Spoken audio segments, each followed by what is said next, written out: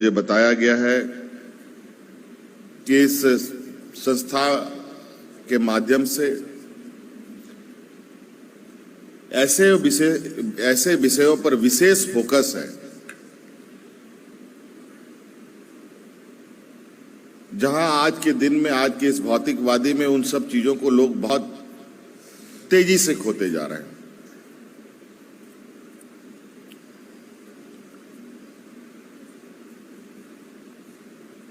कृषि विज्ञान की बात करें, ग्रामीण व्यवस्था को मजबूत करने की बात करें, और इससे कई चीजें जुड़ी हैं। झारखंड देश के सबसे पिछड़े राज्यों में से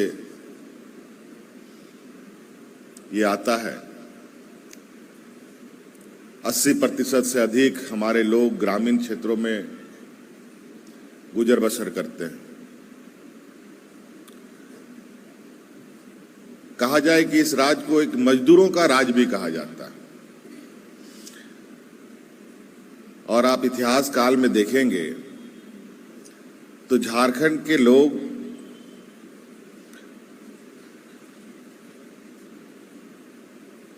और यहां के रहने वाले लोगों को विभिन्न शताब्दियों में मजदूरों के लिए अलग अलग राज्यों में, अलग अलग देशों में, अलग अलग प्रदेशों में भी ले जाया गया था, क्योंकि यहां के लोग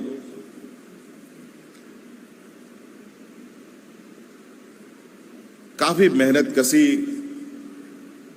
लोग होते हैं। मैं अभी हाल के ही ताजा अनुभव बताने की कोशिश कर रहा हूं। कोरोना जैसे महामारी था, आप सब लोगों ने देखा, 2019 का समय था।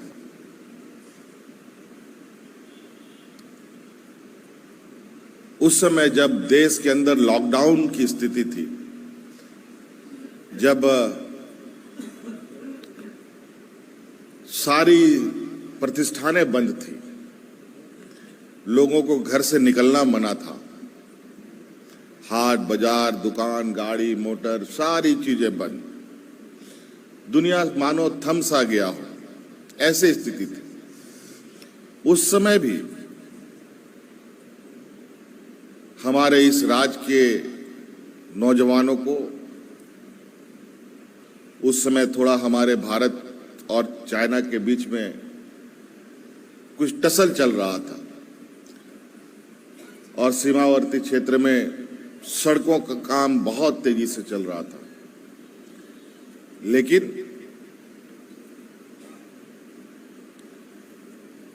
उस विपत्ति काल में लोगों के अभाव पर वहां पर कार्य सारे रुके। उस समय हजारों की संख्या में यहां से मजदूर लेह लद्दाख में ले जाकर के भारत की सीमाओं पर अपना कठिन परिश्रम और योगदान देकर एक अपनी अहम कड़ी भी निभाई। मैं बहुत विचलित हुआ जब दुनिया रुक सी गई है और यहां से लोग ऐसे राज्य में जाएंगे जहां पता नहीं आज के दिन में वो दोबारा लौटेंगे कि नहीं लौटेंगे, कहना बड़ा मुश्किल है। लेकिन फिर भी देश की बात थी, हमने इस चुनौती को भी हम साथ किया और ट्रेनों में भर भर कर यहां से मजदूरों को भेजा था। आज जब हमारी सरकार बनी, मैं सरकार में बनने के बाद कोरोना आया, कहे कि सर मुड़ाते ओले पड़ो, एक कहानी, एक मुहावरा है, वही हाल हमारी हो गई। सरकार ठीक से बनी नहीं थी, कोरोना जैसा वैश्विक महामारी आई, क्या करें क्या नहीं करें समझ से परे, और एक ऐसा महामारी जिसका सर पैर का आता पता नहीं, जिसका इलाज का कोई ठोर ठिकाना नहीं, और झारखंड में स्वास्थ्य व्यवस्था की जो स्थिति रही है वो किसी से छुपी नहीं है। सीमित संसाधनों में, डॉक्टरों की अभाव में कैसे इससे जूझें, हम लोगों के लिए बहुत कठिन दौर था। और उसमें लॉकडाउन के समय में आप लोगों ने देखा होगा कि देश में झारखंड एक ऐसा राज्य था जहां अपने भाइयों को, अपने ग्रामीणों को, किसानों को, मजदूरों को दूसरे राज्यों से ढो करके ला करके हम लोग गांव पहुंचाते थे। बल्कि हम लोग कोरोना को ढो करके, कैरी करके ला रहे थे। तो इससे तो हमारे राज्य में और अफरा तफरी होनी चाहिए थी और लोग हतोत्साहित होनी चाहिए थी। लेकिन दिन रात हम लोगों ने हमें कहा जाए कि सरकार सोती नहीं थी उस समय। और आप लोगों ने देखा होगा, महसूस किया होगा, कई राज्य में जानवरों की तरह इंसान मरे, लोगों को दफन करने के लिए जमीनें कम पड़ने लगी। ऐसे स्थिति में झारखंड में बिना किसी तरीके के अफरा तफरी के इस वैश्विक महामारी को हम लोगों ने पार किया। ये हम लोगों के लिए बहुत बड़ा गौरव का बात है। और वो इसलिए कि प्रकृति के हम इतने करीब हैं और यहाँ के जो लोग हैं इतने सरल, इतने सीधे और इतने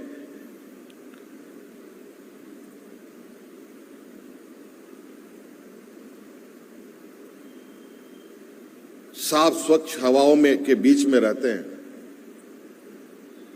कि आज शायद इसका ही यही एक वजह है कि यहाँ कोरोना का इतना बड़ा आक्रमण नहीं हो पाया। हमारे इस मंत्रिमंडल के दो मंत्री इस कोरोना के चपेट में आकर के स्वर्ग सिधार गए।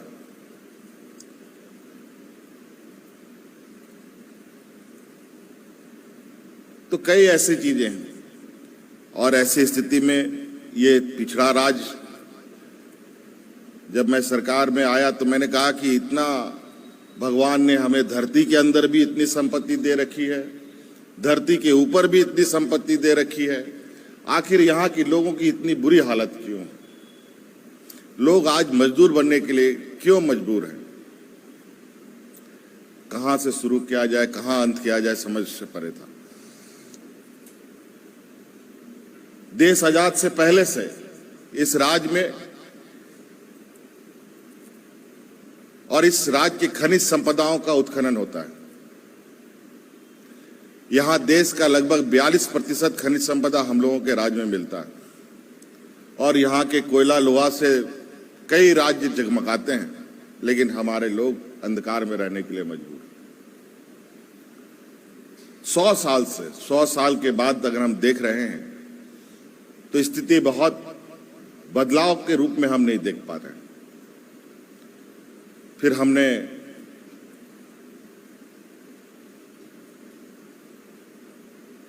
जो 100 साल से जो तरीका अपनाया गया था इस राज्य को आगे बढ़ने का, जो एक फॉर्मेट बना था, उसको हमने एक किनारे रख दिया। मैंने कहा कि 100 साल से खनिज संपदा का खनन हो रहा है, उसको चलने दो। और हमने सीधा रुख किया गांव की ओर, गांव की अर्थव्यवस्था की ओर। आज मैं इस संस्था के द्वारा जो विषय को लेकर आगे बढ़ रहे हैं, बिल्कुल इसके अनुरूप जैसे हम बात करते हैं, क्योंकि यहाँ जो लोग बैठे हैं, यहाँ जो छात्र छात्राएं हैं, आप लोग आज के वर्तमान समय को बहुत करीब से देख रहे हैं। समय अब बहुत तेजी से बदलता है। आज के 80-70 के दशक में समय काटने से नहीं कटता था, उसमें काटने के लिए दोस्तों को बुलाना पड़ता था, चलो भाई हम लोग सिनेमा देखने जाएं, चलो हम फुटबॉल खेलने जाएं या हॉकी खेलने जाएं। लेकिन आज आप किसी दोस्त को बोलेंगे कि चलो पिक्चर देखने जाओ, तो मोबाइल में व्यस्त रहता है, वो आपके साथ नहीं जाता। आपके बाल बच्चे आपके साथ नहीं जाते। ये स्थिति है आज के दिन में। आज समय बहुत तेजी से बदल रहा है, समय का इतना अभाव है। आज यही वजह है कि आज मैं भी इसी चक्कर में लेट में पहुंचा।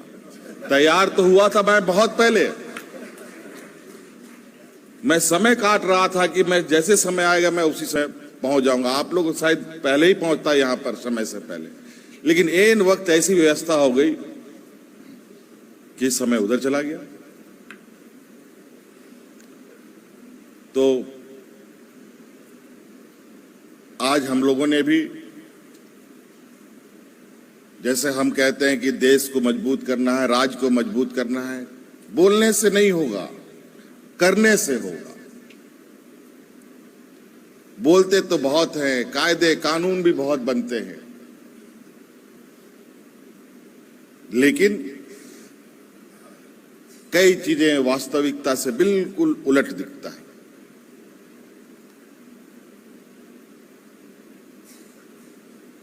हमने इस मूल मंत्र को अपनाया कि राज्य तभी मजबूत हो सकता है जब हमारा गांव मजबूत होगा।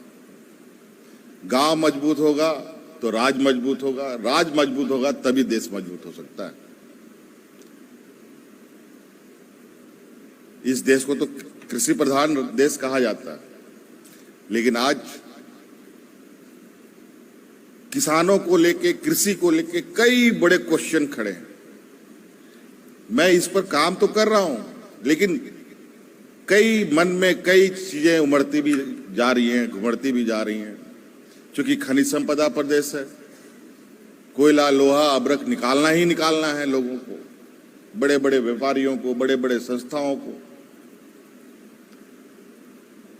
उसके लिए कोई ना कोई नीति उठ के बन के आता ही है।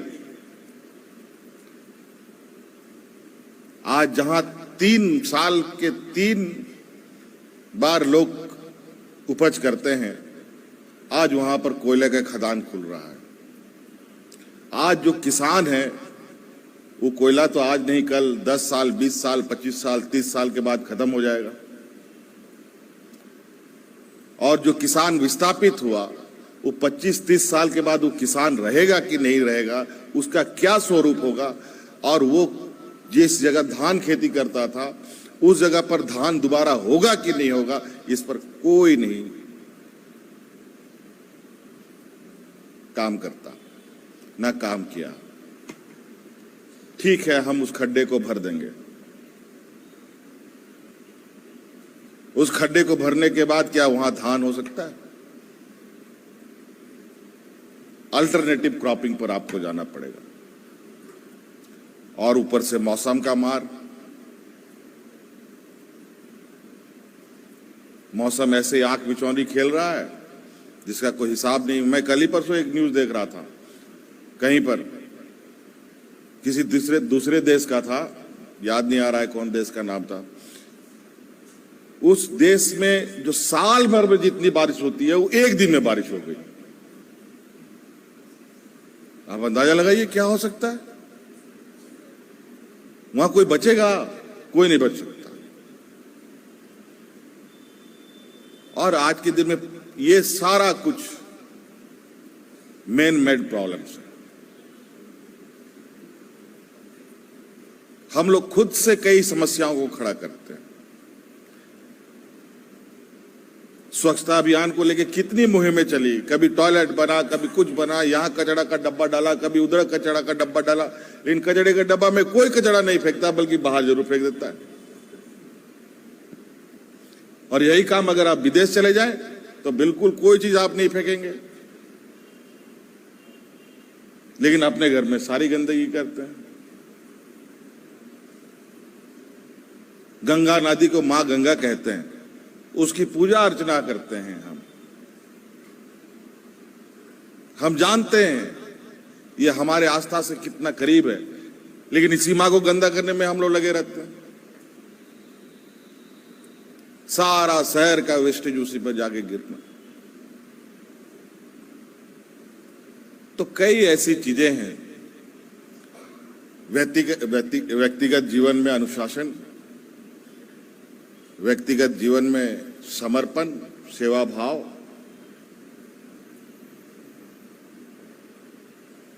अत्यंत जरूरी है।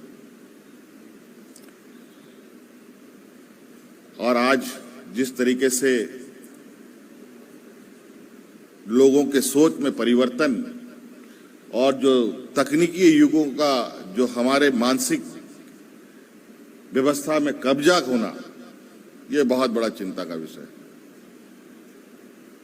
आज हमने किसान पाठशाला खोला है, शायद स्वामी जी लोग को मालूम हो, और बड़े पैमाने पे खोले जा रहे हैं। हर जिला में लगभग बिरसा हरित ग्राम योजना हमारा चल रहा है, दीदी बाड़ी योजनाएं हम चला रहे हैं।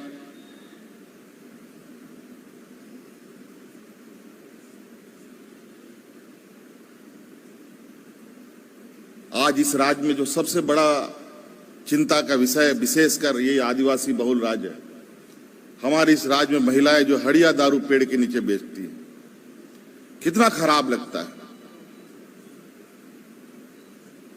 आज उनको मुख्यधारा में लाने के लिए हम लोगों ने फूलो जानो आशीर्वाद योजना लाया। बहुत कामयाबी तो नहीं मिली, लेकिन 25-30 हजार महिलाओं को जरूर हमने उन हड़िया दारू के जो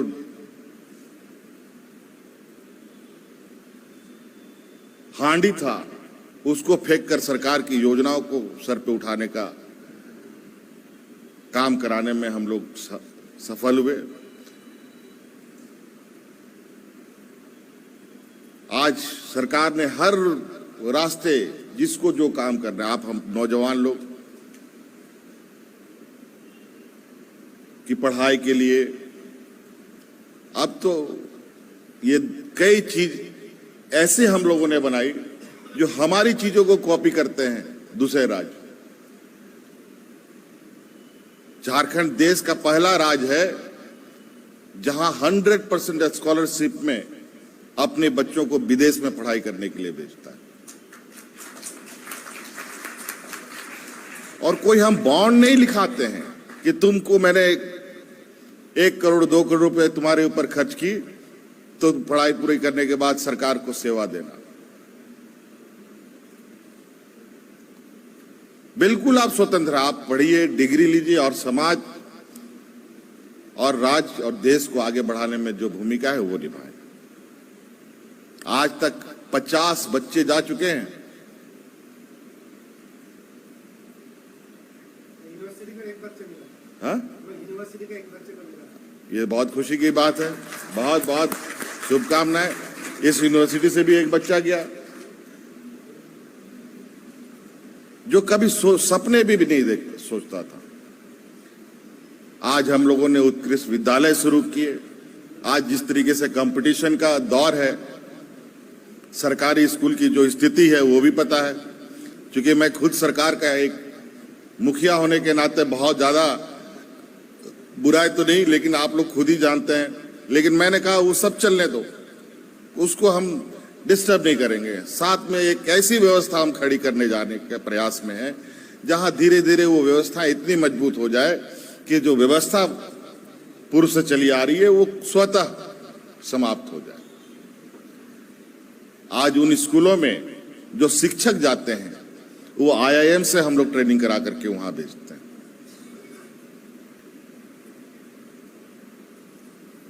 तो कई ऐसी चीजें हैं। हमें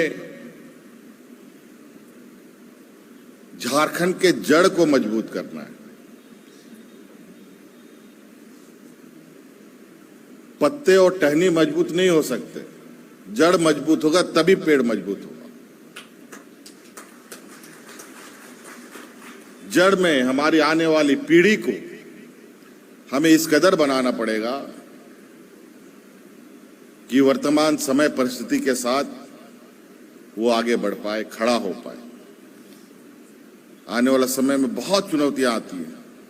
अभी कल परसों मैं किसी और एक न्यूज में देखा था, बिहार का एक कोई सहरसा का एक लड़का था जिसने पूरा गूगल को हैक कर दिया था। शायद आप लोगों ने सुना था कि नहीं सुना है। पूरा गूगल 5-7 मिनट के लिए हैक हो गया था और 5-7 मिनट के बाद उस बच्चे ने उसको रिलीज कर दिया। गूगल ने तुरंत ट्रैक कर लिया उसको, पता चला बिहार का लड़का था।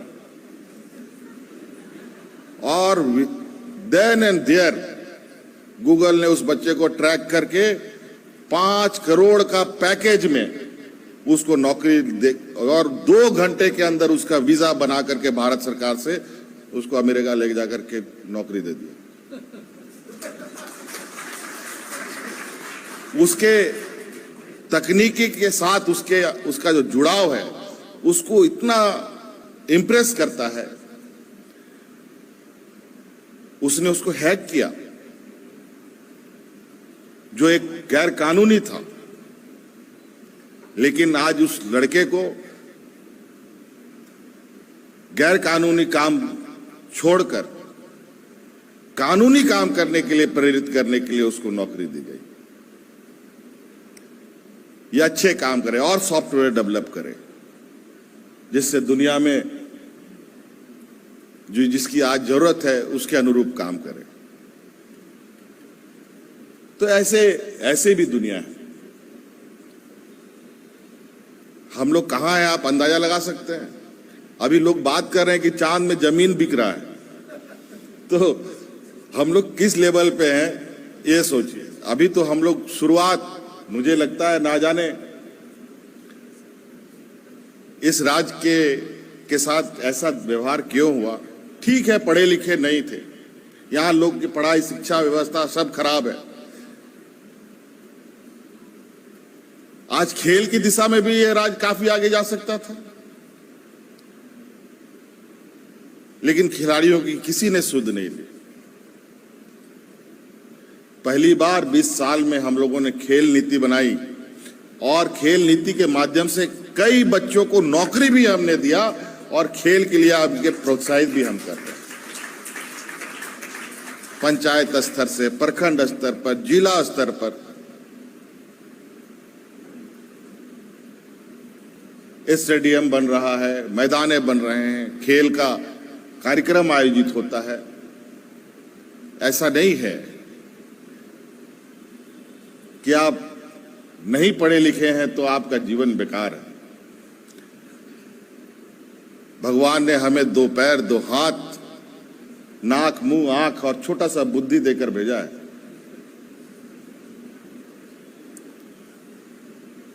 उसका उपयोग करें तो सारा कुछ संभव है। तो इसलिए हम तो चाहेंगे कि संस्था सरकार को मार्गदर्शन भी करे, क्योंकि कई वर्षों से हमारी उम्र तो उसमें कुछ भी नहीं है। कितनी उम्र लग गए हैं इस संस्था को यहां तक आने में, ये तो स्वामी जी लोग ही बता सकते हैं। और ग्रामीण क्षेत्रों को, ग्रामीण चीजों को कितना करीब से इन लोगों ने देखा है। हम भी चाहते हैं कि हमारा जड़ मजबूत हो जाए, और मुझे लगता है कि अगर हमारा जड़ एक बार जमीन पकड़ ले तो फिर वो पेड़ को किसी की जरूरत नहीं है, वो खुद अपना रास्ता तय कर लेगा। तो इसलिए शिक्षा का क्षेत्र हो, एग्रीकल्चर का क्षेत्र हो, इन सभी क्षेत्रों में सरकार अभी तेजी से काम कर रही है। अभी हर बच्चे को हम लोग किसी तरीके से, अब हमारे यहाँ सरकारी इसको गरीबी है राज्य में, क्या कीजिएगा। लोगों का सोचना स्वाभाविक है, पेट की आग क्या ना कराए। हमारी बच्चियां 8वां 9वां क्लास पढ़ाई करने पहुंचती है, माँ पिताजी लोग दूल्हा ढूंढने लगते हैं। बड़ा दिक्कत है। क्यों भाई, कहां से पढ़ाएंगे, इतना पैसा कहां से होगा, इसको निपटारा कर। हमने बिल्कुल स्पष्ट रूप से इस बार कार्यक्रम चलाया है, और टारगेटेड कार्यक्रम, और आप लोग का आशीर्वाद से हम उस टारगेट को छूने की स्थिति पे हैं। सावित्रीबाई फुले योजना हमने लाया है, जहां हर बच्चियों को जो 8वीं 9वीं 10वीं 11वीं क्लास की बच्चियां हैं उनको हम आर्थिक रूप से सहायता करेंगे। और आने वाला समय में हमारे जितने भी कॉलेज के छात्र छात्राएं जो इंजीनियरिंग मेडिकल पढ़ना चाहे, वकील बनना चाहे, पत्रकार बनना चाहे, किसी भी ट्रेड में अगर आप जाना चाहते हैं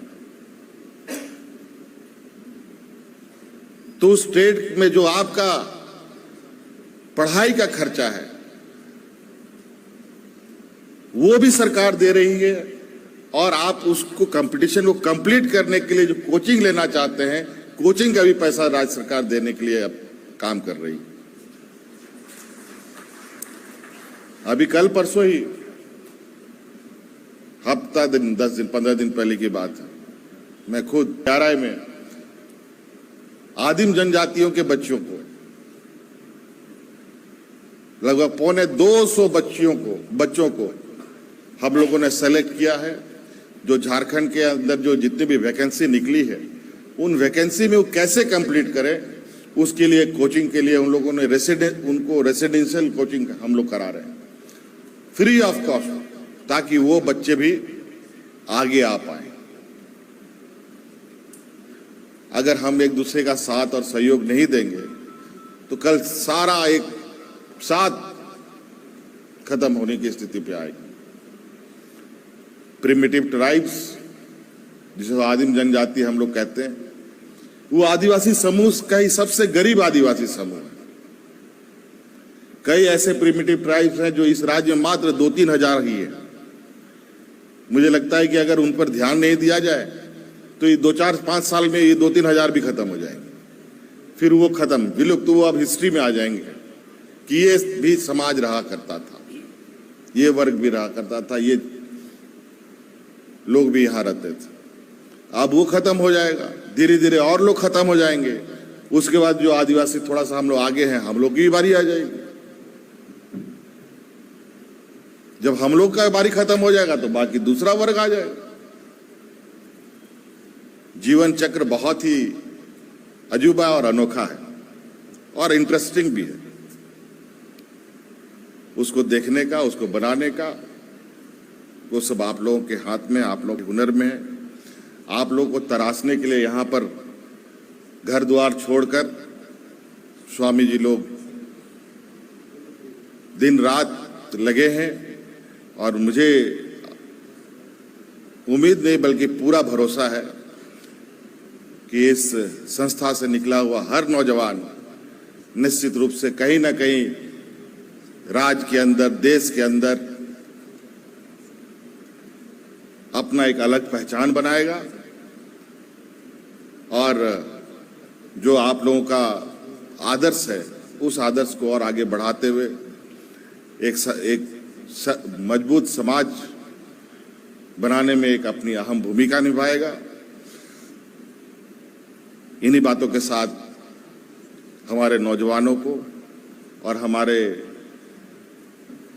मार्गदर्शक स्वामी जियों का मैं बहुत बहुत धन्यवाद और आभार और शुभकामनाएं देता हूं। बहुत बहुत धन्यवाद।